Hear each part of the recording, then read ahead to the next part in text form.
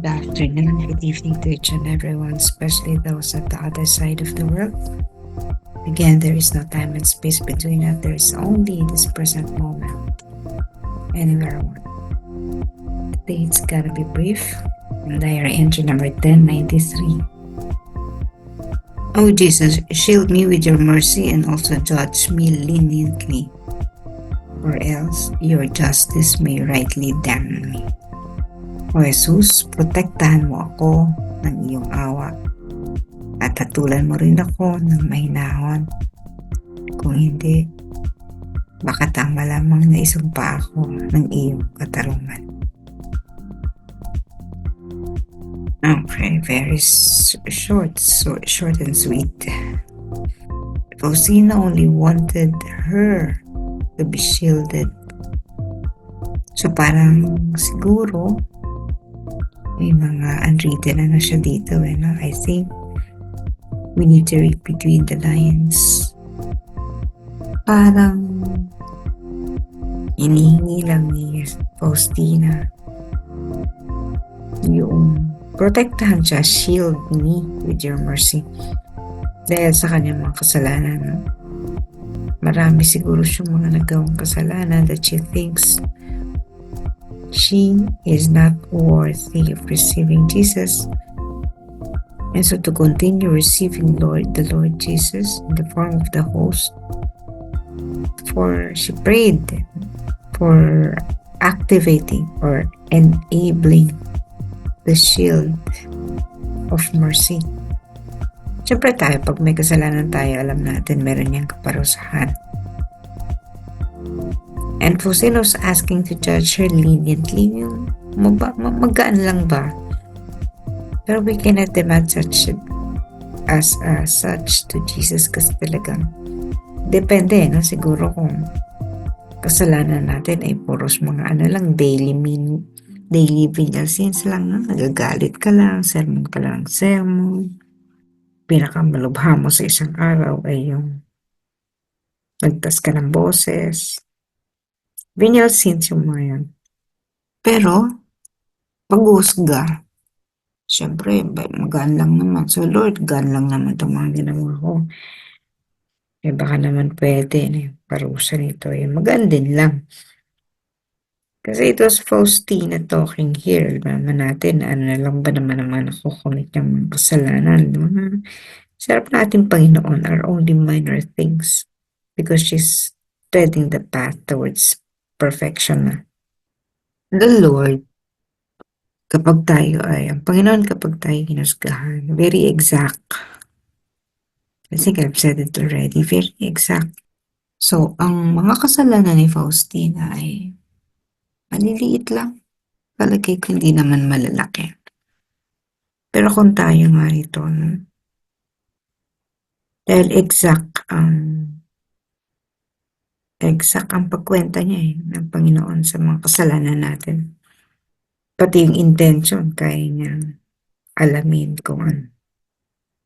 At dahil alam niya na number 15 lang ang kasalanan mo, yung amount mo ay 15 din lang ang pwede niyang ibigay sa iyo na bigat ng kaparusahan, temporal punishment. So very exact. Kaya hindi natin kayang kwentahan ng Panginoon, ito lang naman ang ginawa ko, Lord, bakit ganitong pahirap mo? Baka kasi merong mga hindi naman natin nakikita mga pangyayari in the past. Nakita ng Panginoon yun. Kaya medyo mabigat ang temporal punishment. But the Lord is very merciful. No? Yun yung maganda kasi kahit na anong laki ng ating kasalanan, we can be forgiven. Basta lamang ikumpisal natin o aminin natin yan. Siyempre, kung hindi ka naman humingi ng tawad, hindi mo kinikilala na mali ka. So, merong element of pride doon. Ngayon sa mga pagkakataon na mabigat ang ating mga kasalanan,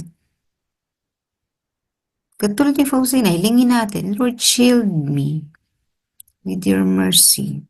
Bigyan din siya ng lakas. Kasi, bigyan tayo ng lakas. No? Kasi, di natin alam kung ano ang maaaring karampatang parusa, medyo mabigat ang ginawa natin, eh, di mabigat din ang parusan. Pero sana bigyan niya, hilingin natin sa Panginoon, pero sana man Lord, bigyan mo ko ng lakas para harapin ang mga pagkakamaling ito. Yun ang kailangan natin eh, yung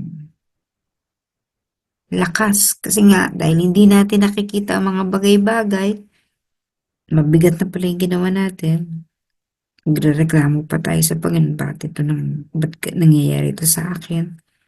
Dahil sa hindi natin may paliwanag ang mga bagay na tayo mismo gumawa. Kaya yung mga bagay na commit natin dahil may temporal punishment, hilingin natin palagi sa Panginoon, bigyan tayo ng lakas para yung mga kaparusahan, karapatang kaparusahan yun, ano natin, mabayaran natin, lalo na kung mabigat. Kapag hinihingi natin yan sa ating Panginoon, nagkakaroon talaga tayo ng lakas para harapin yan. Ang kasalanan natin at ang kaparusahan ay, yan nga, no? Mayroong laging katapat, laging magkatapat siya, kasalanan at kaparusahan. Pero, kakayanin natin yan kung ano man ang resulta. Ang mahalaga, palagi tayong handang patawarin ng Panginoon. Mahalaga, bibigyan tayo ng lakas para kayanin ang consequence. Pangatlo, kakayanin nating malagpasan. At sisikapin natin hindi na maulit. Pero ang hirap, no? Ako nga pag nakumpisal ko na ito ng last month, eto na naman ako. Pareho ang kinukumpisal. Kasi ang hirap ng ituwid ang mga bagay. Mga venial sins, nagkakamali tayo. Paulit-ulit. Maaaring the same mistake eh.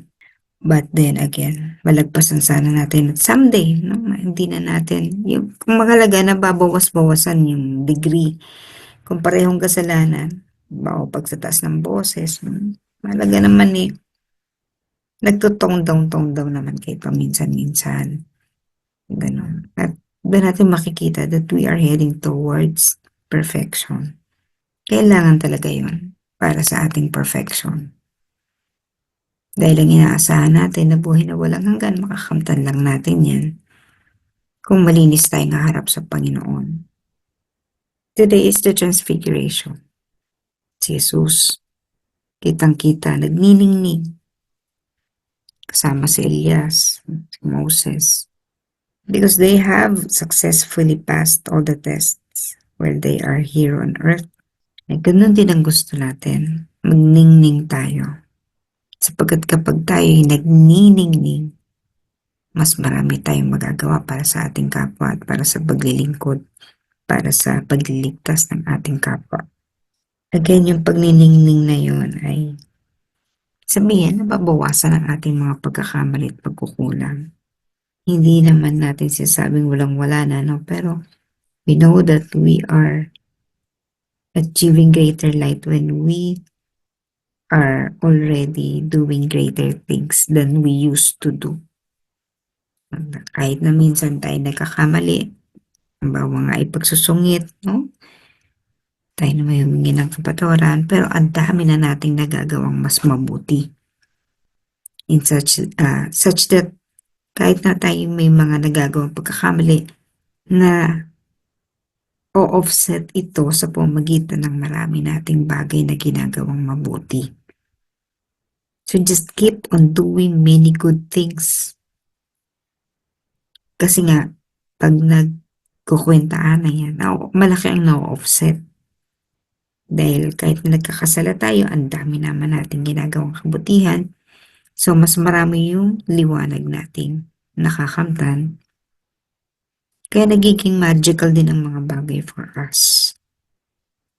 Marami tayong nai-inspire mga tao para kumilos. That is just by doing a lot of good things. So while we are in the track of perfecting ourselves, nagkakamali tayo. Pilitin natin gumawa ng maraming bagay na mabuti upang magkaroon din tayo ng liwanag na katulad ng kay Jesus. No, maybe hindi ka nakapantay dahil nga, syempre si Jesus yun eh. the ever-powerful. Pero yung amount ng liwanag na ating makukuha mula sa ating debosyon at paggawa ng kabutihan ay nagiging malaking kontribusyon natin sa ating pakikiisa sa kaligtasan. Liwanag again, no? Liwanag. This can be achieved while we are here on earth.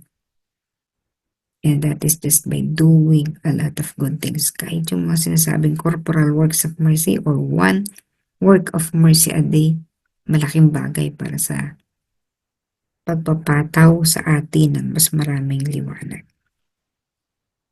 So we continue to aim for greater light. We continue to be of service to humanity. We continue to observe ourselves, control ourselves, baguhin ang ating mga ang ating pagkukulang, no? At sa pamamagitan ng pagsasama-sama nito, ewan na lang kung hindi tayo magliwanag. May the light of Christ be with us every day, every minute, every second of our life.